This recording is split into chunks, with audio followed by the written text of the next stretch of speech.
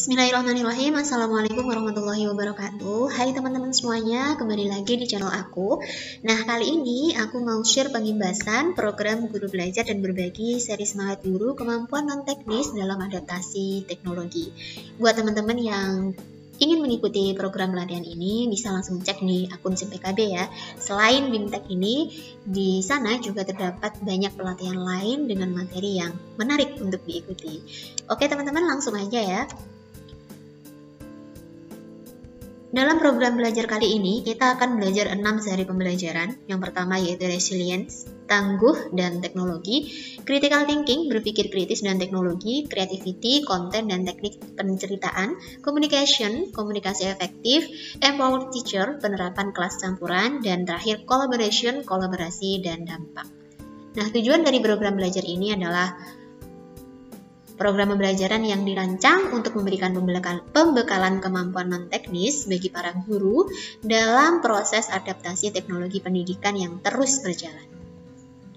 Mengintegrasi teknologi dan kemampuan non-teknis ke dalam kelas dapat menginspirasi kolaborasi, komunikasi, pemikiran kritis, dan kreativitas sehingga hasil kegiatan belajar mengajar lebih jitu dan berdampak besar.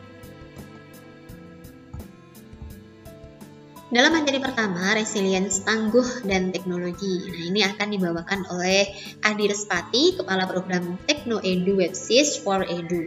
Nah, di sini beliau akan membawakan tema tangguh, berpikir kritis, dan teknologi. Dalam materi pertama ini, kita akan belajar resilience merupakan kemampuan seseorang untuk bangkit dari desakan kemunduran atau kegagalan. SUMR merupakan tingkat kematangan seseorang guru memanfaatkan teknologi untuk pembelajaran.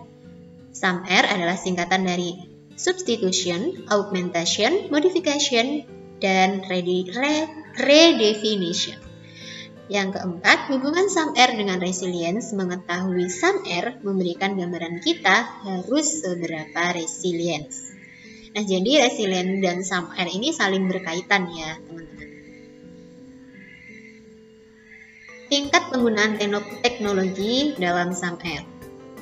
Substitution, kegiatan pembelajaran sama antara sebelum dan sesudah adopsi teknologi baru. Contoh, menggunakan aplikasi video meeting untuk metode ceramah. Kemudian yang kedua, augmentation, kegiatan pembelajaran setelah adopsi teknologi baru masih sama-sama dengan ada peningkatan sedikit karena memanfaatkan fitur atau kemampuan teknologi yang baru diadopsi. Nah, di sini contohnya menggunakan aplikasi video meeting untuk sesi diskusi mandiri dan tanya jawab dengan murid. Kemudian yang ketiga, modification, ada banyak kegiatan pembelajaran yang berubah setelah adopsi teknologi baru.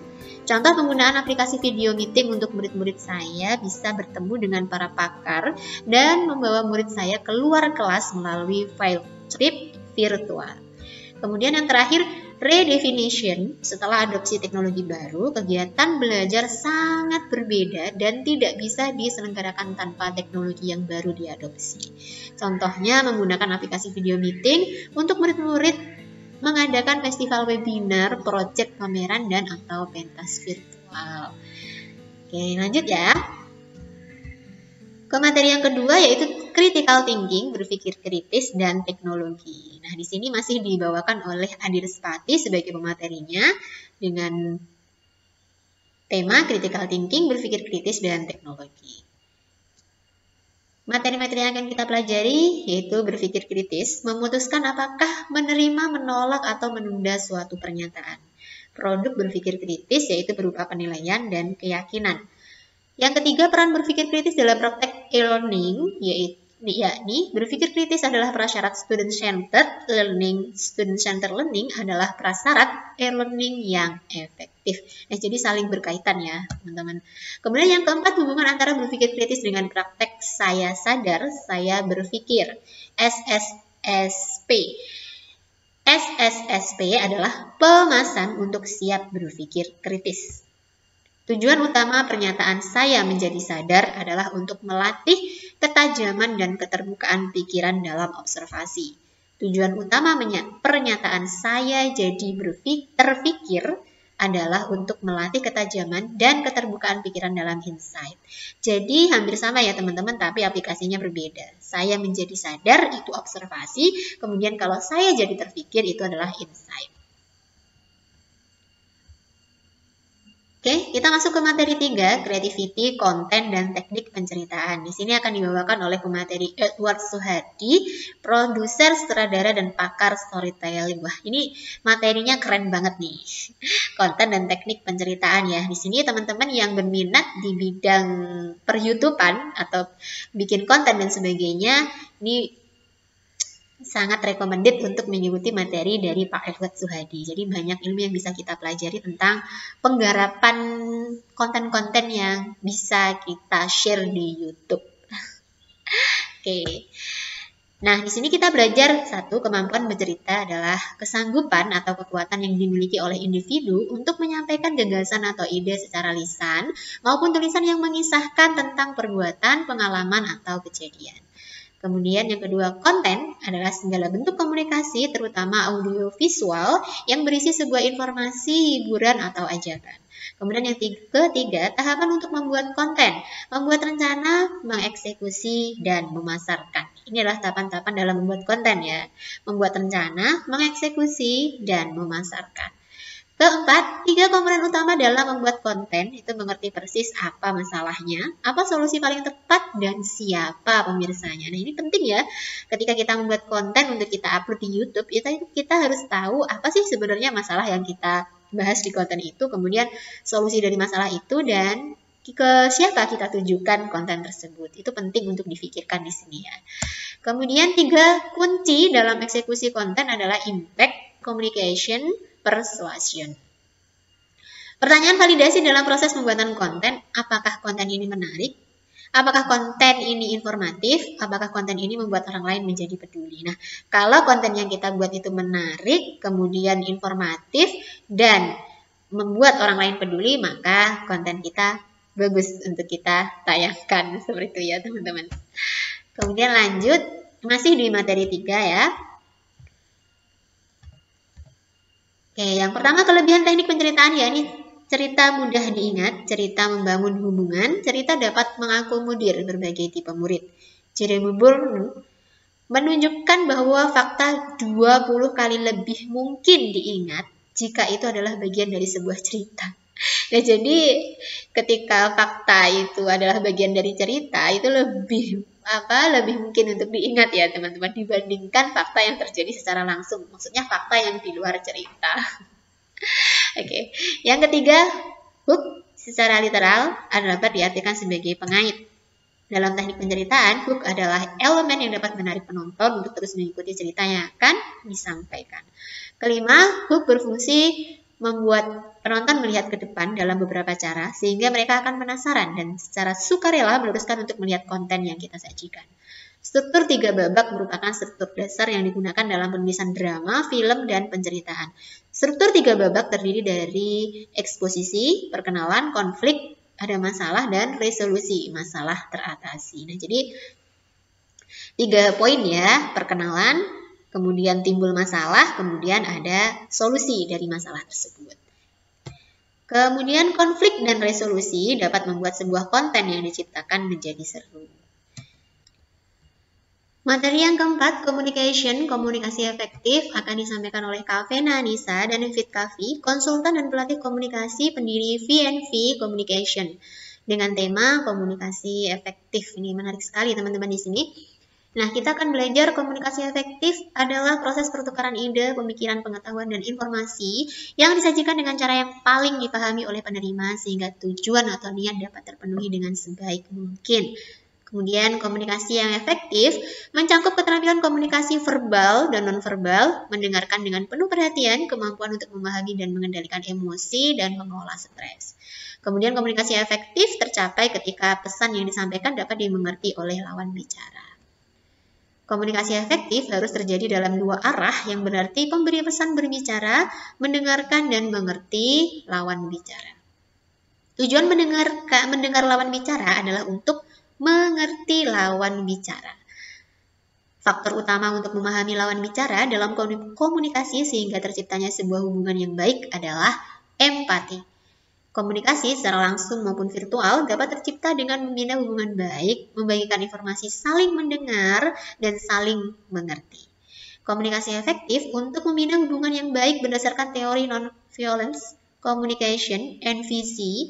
Berikut ini pola pikir yang harus dibaguskan untuk mengetahui kebutuhan kita dan orang lain. 9. Tujuan merencanakan kapan dan mengapa kita harus berkomunikasi dengan siswa online adalah untuk memberikan siswa komunikasi yang bermakna, tepat waktu, dan konsisten. Nah, jadi di masa pandemi ini marak ya teman-teman sekolah belum bisa 100% hingga akhirnya untuk terus menjalankan program pembelajaran kita perlu yang namanya mengadakan komunikasi online dengan siswa. Jadi di sini kita belajar tentang komunikasi yang efektif yang bisa kita lakukan dengan siswa dalam hal pembelajaran atau menyampaikan pelajaran. Oke, lanjut ya. Oke, di sini kita materi kelima yaitu Empower Teacher, penerapan kelas campuran. Nah, di sini akan dibawakan oleh Bu Ki Setiawan, Ketua Yayasan Guru Belajar dengan tema penerapan kelas campuran. Pembelajaran campuran adalah campuran antara sinkron dan asinkron. Pembelajaran campuran merupakan terobosan pada bidang teknologi dan pedagogi. Dampak pembelajaran campuran terhadap guru adalah perubahan peran guru. Pembelajaran campuran mempunyai 4 ciri, yaitu sinkron, asinkron, integrasi, merdeka, belajar. Ciri utama dari pembelajaran sinkron adalah kehadiran murid dan guru secara bersamaan. Metode pembelajarannya pemberian umpan balik, kemudian kelebihan pembelajaran antusiasme belajar guru bisa menumbuhkan antusiasme belajar murid. Kelemahan dari pembelajaran ini yaitu tempo pembelajaran seringkali sangat tergantung pada guru. Nah, jadi ini untuk sinkron ya teman-teman. Kemudian guru ingin memahami kebutuhan belajar murid melalui interaksi dengan para muridnya, pembelajaran yang paling tepat adalah sinkron luring. Ciri utama pembelajaran asinkron, kalau tadi sinkron, sekarang asinkron, adalah murid belajar mandiri tanpa tergantung kehadiran guru. Metode pembelajaran, tugas konstekstual, kelebihan pembelajaran, murid bisa memegang kendali terhadap tempo belajarnya. Kelemahan pembelajaran, kualitas bahan ajar, ketergantungan pada ketersediaan bahan ajar yang berkualitas. Nah, jadi titik perbedaannya itu adalah kalau sinkron, murid dan guru itu secara bersama-sama hadir dalam satu forum, entah itu forum di dalam kelas atau forum di dalam Zoom. Nah, ini jadi ada guru, ada murid, itu sinkron.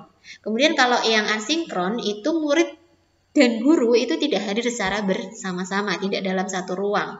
Guru memberikan tugas kontekstual untuk kemudian dikerjakan murid di lain waktu dengan waktu yang lebih leluasa dan tergantung pada muridnya. Itu ya. Tentu saja dari masing-masing kedua jenis pembelajaran ini memiliki kelebihan dan kekurangan. Kemudian guru ingin muridnya belajar mandiri dengan mengenal dan menyelesaikan persoalan di sekitar pasar. Pembelajaran yang paling tepat adalah asinkron luring. Dalam merencanakan pembelajaran campuran, komposisi yang tepat itu pembelajaran sinkron lebih sedikit dari asinkron. Nah, jadi untuk menciptakan pembelajaran yang efektif itu porsinya sinkron lebih sedikit dari asinkron ya, teman-teman. Kemudian lanjut. Materi ke-6, kolaborasi dan dampak. Nah, di sini akan dibawakan oleh Dr. Irwan Syahril, PhD, Direktur Jenderal GTK Kemendikbudristek. Nah, ini dengan tema kolaborasi dan dampak. Di sini kita akan belajar manfaat pembelajaran secara kolaboratif adalah siswa mendapatkan pengalaman bekerja sama bukan hanya dengan sesama teman sekelasnya, namun dengan siswa lain yang belum dikenal. Kemudian interaksi antara siswa yang baru mereka kenal menjadi terarah karena mengikuti program yang sudah direncanakan oleh guru. Kegiatan yang bersifat kolaboratif biasanya akan mendorong motivasi dan semangat kompetitif dalam arti positif bagi siswa. Kemudian inisiatif pembelajaran kolaboratif berbasis internet sudah diuji cobakan pada tahun 2015-2016. Keunggulan dengan penerapan pembelajaran kolaboratif, prestasi belajar lebih tinggi, mengembangkan keterampilan kepemimpinan, meningkatkan sikap positif, belajar secara inklusi.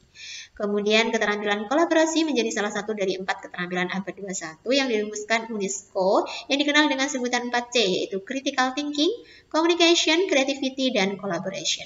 Kemudian yang kelima, kolaborasi dapat diklasifikasi pada 3 ranah, yaitu kolaborasi sebagai kompetensi, sebagai aksi atau implementasi, sebagai model pembelajaran. Terakhir, model-model pembelajaran kolaboratif yakni team accelerated instruction, cooperative learning structure, team game turnamen. Ini dia materi yang ke-6 ya. Itu tadi pembahasan dari materi 1 dan ke-6, mudah-mudahan bisa bermanfaat buat teman-teman yang sedang atau ingin mengikuti program belajar ini. Oke teman-teman, sekian dulu dari aku. Terima kasih, mudah-mudahan bermanfaat. Wassalamualaikum warahmatullahi wabarakatuh.